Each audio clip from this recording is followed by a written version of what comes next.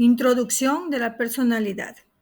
Es la organización dinámica en el interior del individuo de los sistemas psicofísicos que determinan su conducta y su pensamiento característicos. Esta definición indica que la personalidad es de naturaleza cambiante. ¿Qué es la personalidad?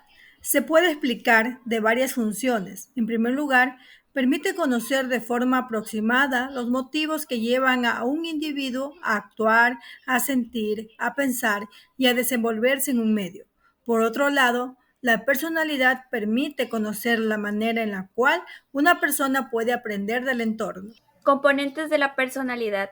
La personalidad se configura por dos componentes o factores, que son el temperamento y el carácter.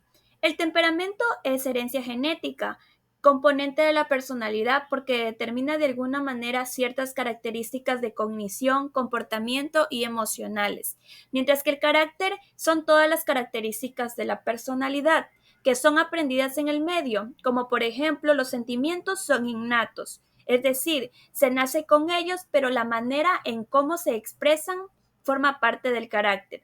Las normas sociales, los comportamientos y el lenguaje son solo algunos componentes del carácter que contribuyen a la personalidad.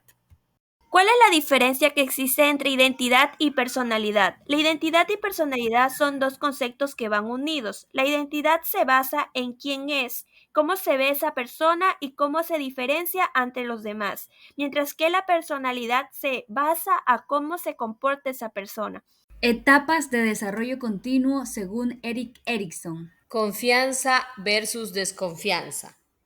Desde el nacimiento hasta los 18 meses de vida y depende del vínculo que se haya creado con la madre, determinará futuros vínculos que se establecerán con las personas a lo largo de la vida. Autonomía versus vergüenza y duda.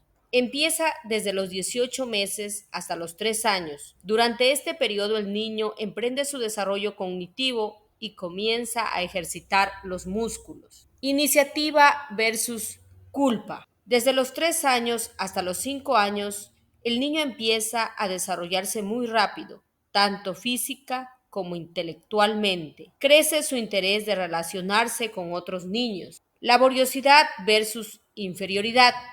Empieza entre los 6 o 7 hasta los 12 años. Los niños muestran el interés genuino por el funcionamiento de las cosas y llevan a cabo muchas cosas.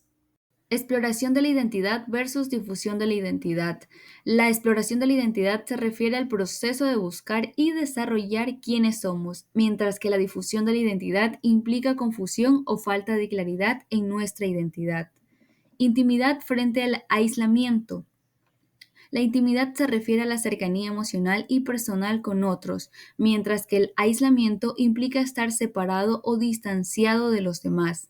Generatividad frente al estancamiento. Esta implica la capacidad de contribuir y dejar un legado, mientras que el estancamiento se refiere a quedarse sin crecimiento personal o contribución activa.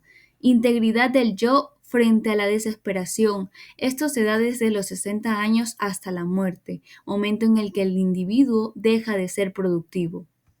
Etapas de crisis de identidad en la adolescencia. Identidad difusa. Es cuando la persona no ha evaluado sus opiniones, aun por lo que la crisis de personalidad no ha tenido lugar, se responde de forma positiva ante la autoridad. Fue Erik Erikson quien introdujo el término difusión de identidad dentro de sus formulaciones teóricas sobre el desarrollo. Él plantea la idea de que a medida que vamos avanzando en la vida vamos construyendo nuestra personalidad y nos diferenciamos del resto. La identidad moratoria es un estado que describe a aquellos que están explorando en un intento de búsqueda una identidad. El individuo explora varias opciones. Por ello se trata de una especie de experimentación que es comprendida y permitida externamente. Identidad hipotecada. Son los adolescentes que han realizado un compromiso vocacional o ideológico sin haberse detenido en las alternativas o posibilidades. Seguramente se hayan dejado influenciar por los valores o creencias de otras personas. Identidad de logro. Es la línea de meta después de un proceso de búsqueda. Chicos y chicas han llegado a adquirir un compromiso firme tras una crisis o un estado de moratorio.